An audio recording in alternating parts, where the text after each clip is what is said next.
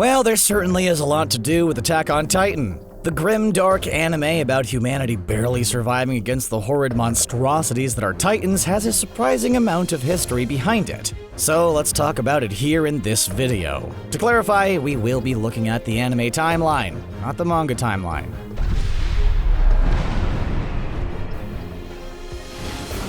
Before we cover the events in Season 1, let's cover some of the major events that take place before the story actually begins. The anime doesn't give us a complete history of the world, but we are given notable events, so we'll cover those in chronological order. As of making this video, in the anime timeline, Titans began to appear worldwide at 743 CE. Though their origins are initially unknown, several colossal Titans are gathered up and their skin is hardened to form strong walls. These walls would become the last major settlement for humanity. 3 ringed walls are erected and named Wall Maria, Rose, and Sina. Humans flee the rampaging Titans to seek shelter.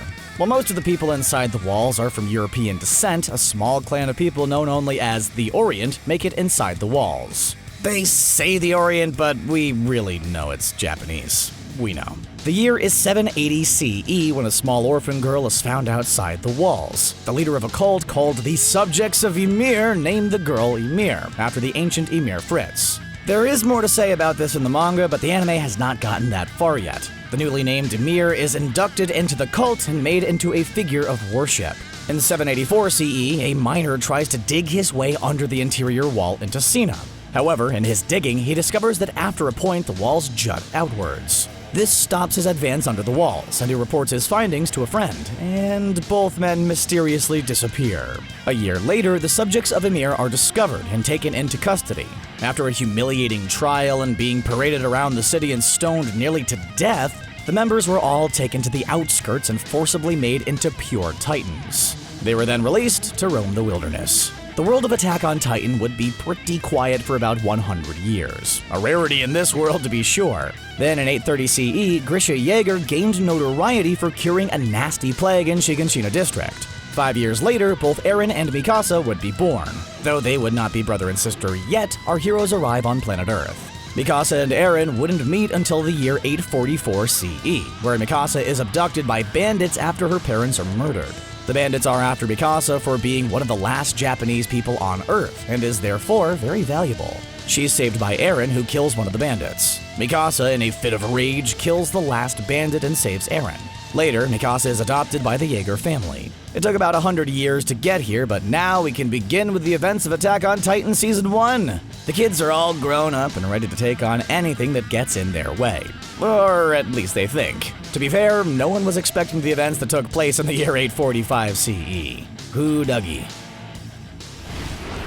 After 100 years of complacency behind the walls, people seldom remembered the time they had to worry about Titans or anything of the sort. Then everything changed when a colossal Titan attacked. It arrived to no fanfare or warning, just its big old head peeking over the wall like it was nothing. But it was something. It was something indeed. The colossal Titan breached the walls of Shiganshina district and shattered the 100 years of peace with a punt kick. Chaos everywhere. Mikasa and Eren managed to escape the ensuing carnage, but their mother is not so lucky.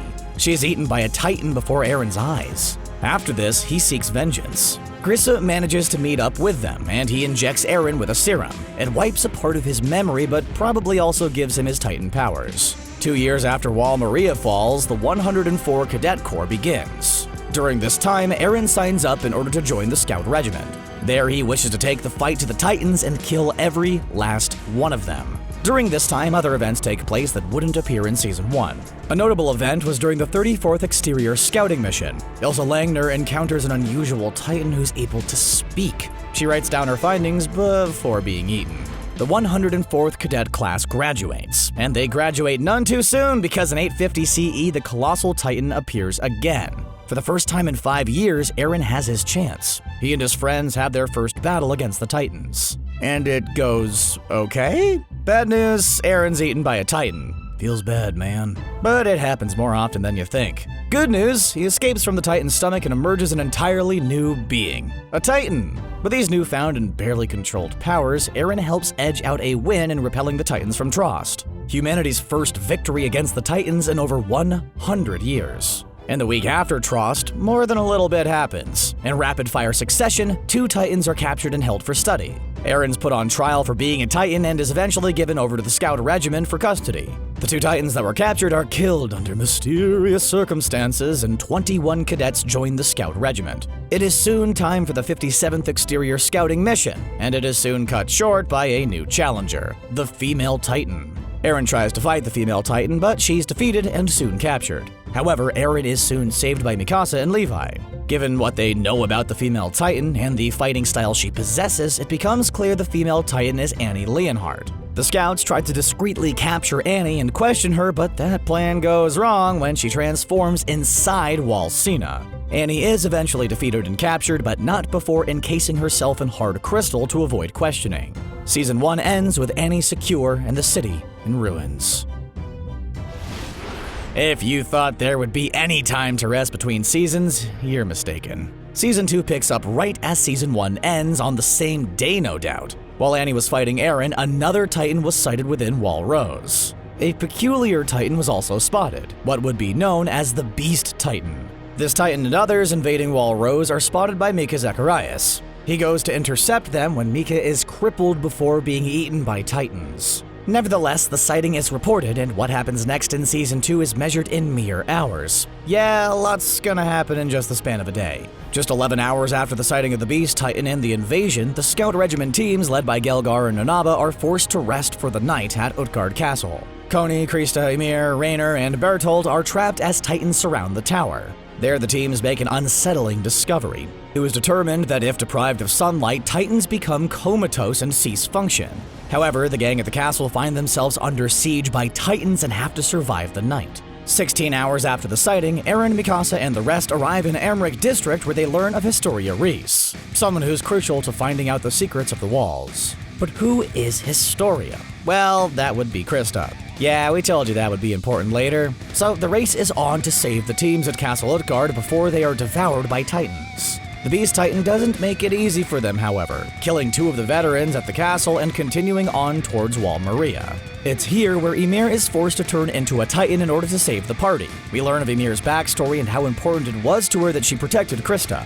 However, Eren and the rest make it to Castle Utgard and save the remaining scouts. This all happens within a span of 28 hours. You think they get to rest now? Psh, as if. En route to Wall Rose, Raynor and Bertold reveal their identities to Eren as the armored and colossal Titan.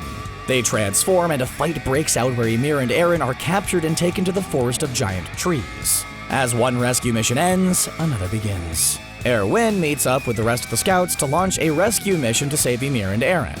Raynor and Bertold try to flee to Wall Rose but are caught by the scouts. It seems all can finally be at peace. Ah, psych. The Smiling Titan appears for the first time since the attack on Shiganshina, the one who ate Eren's mom. This time, Hannes doesn't wimp out like he did in Shiganshina. He fights but is then eaten. Enraged at losing another loved one, Eren unleashes a new power. Unknown to him at the time, it is the Founding Titan's power, and it causes the surrounding Titans to attack the Smiling Titan as well as Raynor and Bertold. It's Season 3 time, and a whole week has passed. Within that week, Connie accompanies Honge to the village of Ragako, where a mysterious event has occurred. There, Connie makes the connection that the Titans there were actually residents of Ragako. Honge is curious about Eren's abilities and wants to run some tests now that things have settled down. She wants to see if Eren can harden his body like the other Titans and possibly plug the hole in Wall Maria. Eren does not perform spectacularly. Meanwhile, Pastor Nick, the one who told the group about Historia's true identity, is tortured and killed in the military barracks. Meanwhile, the monarchy is making a move against Eren and his friends. They want to capture both him and Historia for their secrets. To thwart his plan, Armin and Jean are disguised as Eren and Historia and get captured by Demo Reeves' company, who operate in Trost. Levi's squad springs them, but are soon ambushed by the anti-personnel control squad led by an old enemy of Levi's, Kenny Ackerman. A fight breaks out, and try as Levi might, Eren and Historia end up getting captured for real and taken to Ross Rhys, Historia's father. Levi strikes a deal with Demo Reeves to help get information about Historia and Eren. When Kenny learns of Reeves' betrayal, he kills him. But Demo's son witnesses this from a hidden location. This quick and brutal murder would be used to frame Erwin. What happens next is a political intrigue plot that you wouldn't expect to find in an anime about giants eating humans. To make a complex story short, Erwin and Pixis trick the Royal Assembly into thinking Wall Rose had been breached. This causes them to order the gates to Wall Sina closed so refugees could not get in. It is then revealed to be false, and the Royal Assembly is arrested in a coup and deemed unfit to lead. But wait, what happened to Eren and Historia? Well, things get weird. Rod Reese and Historia trigger Eren's repressed memories, and it is revealed to Eren that his father stole the secrets of the Titan Serum from the Reese family and killed all the members except Rod. Eren is then shown how Grisha injected him with the Titan Serum, where he then ate his own father in his Titan form. Rod gives Historia the chance to reclaim Eren's power. She instead chooses to free Eren, which causes Rod to take the Titan Serum and turn into a massive, mindless Titan. A concentrated effort is launched to try and take down Rod's Titan, with Eren finally gaining the armor ability he hoped for. After the Titan is defeated, Historia is crowned as the new queen, but we're not out of the woods just yet. 2 months later, Reiner and Berthold, along with the Beast Titan, attack Shiganshina again. The battle is long and arduous, but the season ends with Eren cutting into the Colossal Titan's neck, giving Eren the sweet, sweet satisfaction he's wanted for years. And that's a brief history of Attack on Titan. Be sure to leave a comment down below and let us know about your favorite season of Attack on Titan. Personally, I love the first season where Eren confronted Annie in a sweet Titan battle. Be sure to subscribe for more CBR anime content. Thanks for watching.